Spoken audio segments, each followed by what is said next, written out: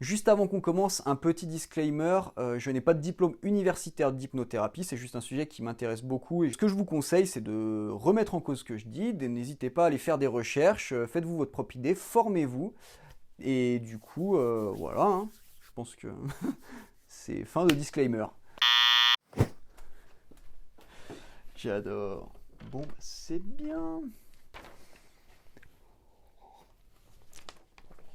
Ok.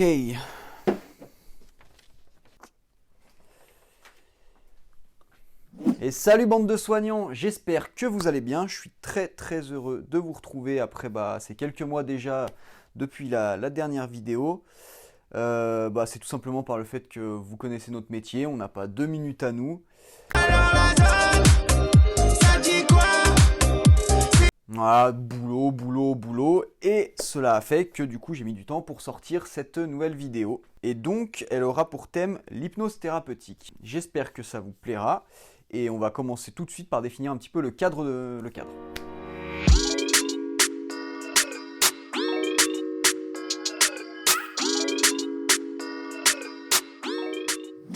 Donc on peut définir le cadre comme une personne en général d'âge mûr qui a des responsabilités et souvent une équipe à manager pour remplir ses objectifs.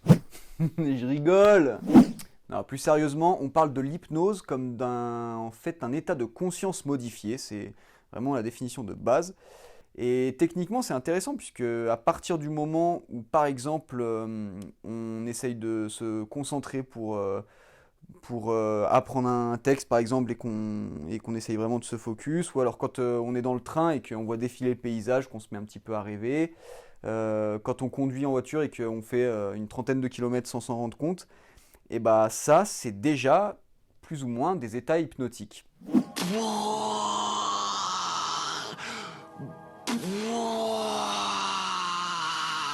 Et voilà, donc du coup, on peut évidemment dire que l'hypnose est aussi vieille que l'esprit, même si évidemment on n'avait pas connaissance autant que maintenant et qu'on n'avait pas vraiment mis un nom dessus. Mais de fait, on trouve déjà en l'an 3000 avant Jésus-Christ des tablettes sumériennes qui parlent de techniques de transe hypnotique. Et on trouve aussi, à l'époque de Ramsès II, on a retrouvé un papyrus qui parle d'hypnoanalgésie. Et on raconte même que Louis IX, donc Saint Louis, aurait eu la capacité de soigner et de soulager les gens en imposant ses mains et en disant « le roi touche et Dieu te guérit ». Alors un truc, tu sais quoi, la prochaine fois tu te fous de ma gueule. Tu prends une gifle dans ta tronche, toi. Oui, bon, effectivement, là, ça tient sûrement un peu plus de la légende, mais ce qu'il faut savoir, c'est qu'à partir du XVIIIe siècle, on va commencer vraiment à parler sérieusement d'hypnose. Le premier à essayer de développer ça, ça va être Franz Anton Mesmer, qui n'a rien à voir avec le Mesmer qu'on connaît un peu à la télé, là. Allez-y, dévorez ces côtelettes d'agneau, allez-y. Elles sont bonnes, vos côtelettes d'agneau? Et un peu d'oignon. Donc ce Franz Anton Mesmer, il parlait à l'époque pas encore d'hypnose mais de magnétisme animal et selon lui le corps était traversé d'un fluide et le fait d'imposer les mains à tel ou tel endroit ça harmonisait ces différents fluides et ça faisait que la personne pouvait se sentir mieux ou au contraire moins bien.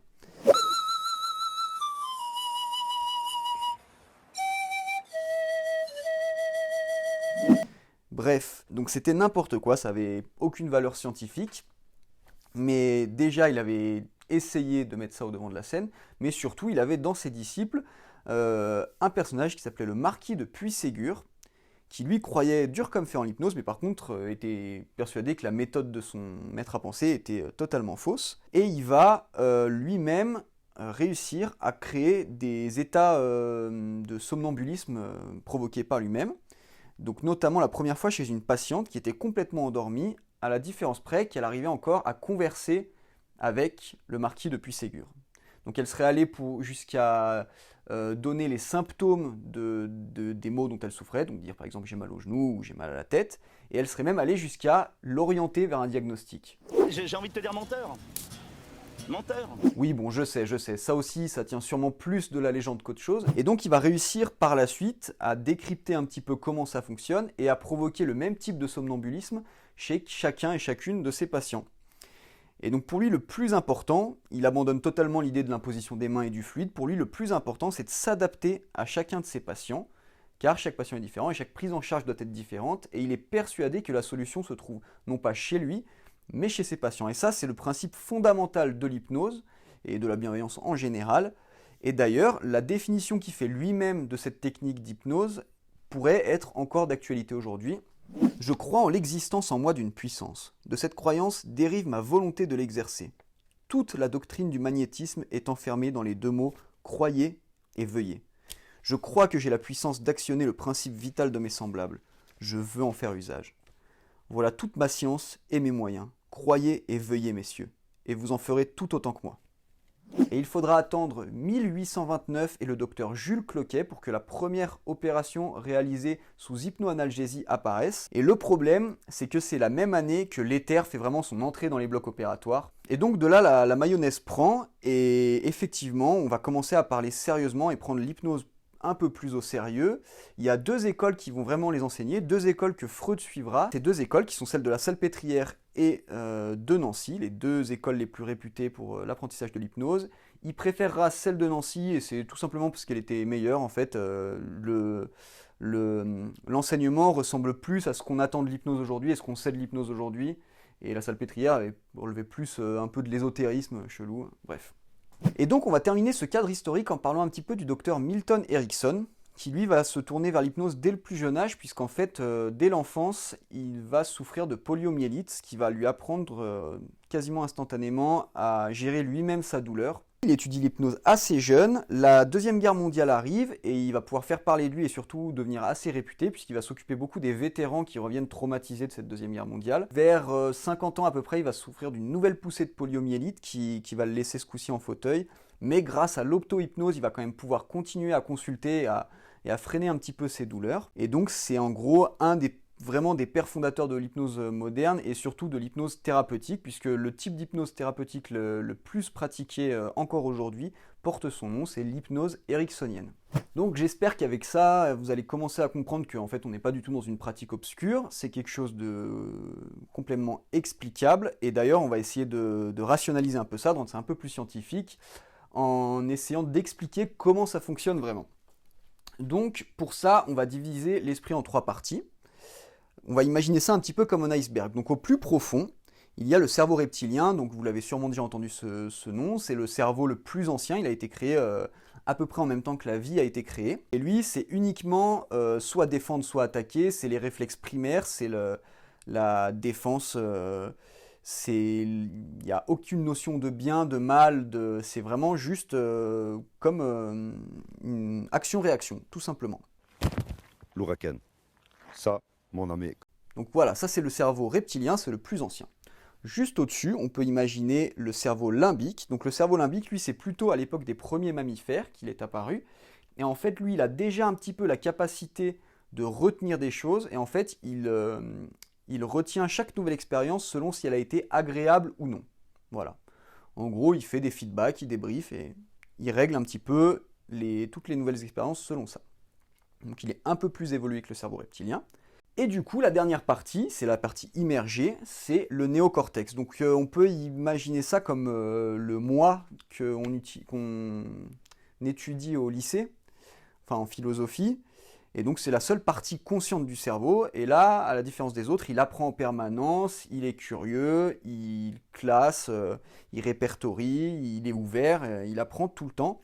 Et donc c'est ce qui fait en gros que c'est un peu ce qui fait qu'on est des êtres humains et pas des animaux en fait, tout simplement. Donc voilà. Maintenant, on va imaginer que ces trois cerveaux, ils vivent à peu près normalement. Donc il y a la partie immergée, la partie émergée et la partie immergée, pardon. Et donc imaginons qu'une nouvelle expérience se profile, par exemple un nouveau boulot. Le néocortex va réagir logiquement en disant bon, un nouveau boulot, qu'est-ce que j'ai à apprendre, quels sont les prérequis, comment je vais pouvoir me débrouiller et tout. Mais le cerveau reptilien, lui, va voir ça directement comme une agression, puisque c'est quelque chose qu'il ne connaît pas. Donc du coup, comme il ne connaît pas, il faut s'en méfier. Et donc, à partir du moment où ces cerveaux ne communiquent plus correctement entre eux, c'est là qu'il y a des problèmes. Par exemple, quand il y a une nouvelle situation, le cerveau reptilien aura toujours tendance à le juger comme quelque chose de mauvais, de dangereux, aura envie soit d'attaquer, soit de se protéger. Donc c'est typiquement la petite voix qu'on entend, par exemple, avant d'aller à un examen, tu y arriveras jamais, tu t'y es pris trop tard, ou avant de faire une compétition sportive, non mais de toute façon t'es pas en forme, bref. Voilà. Et donc du coup, le but de l'hypnose, dans le cadre aussi d'une douleur par exemple, c'est Au début, ça va être une douleur qui pourrait être un peu atténuable, mais le fait de se focaliser dessus, le cerveau reptilien va vouloir se focaliser dessus, le cerveau limbique va dire c'est une expérience qui est désagréable, et du coup ça va tourner en boucle, et au bout d'un moment on pensera plus qu'à ça, et en fait la douleur elle sera potentialisée, alors que en réharmonisant un petit peu la discussion entre les différents cerveaux, elle pourrait totalement être, pas forcément anéantie, mais en tout cas contrôlée.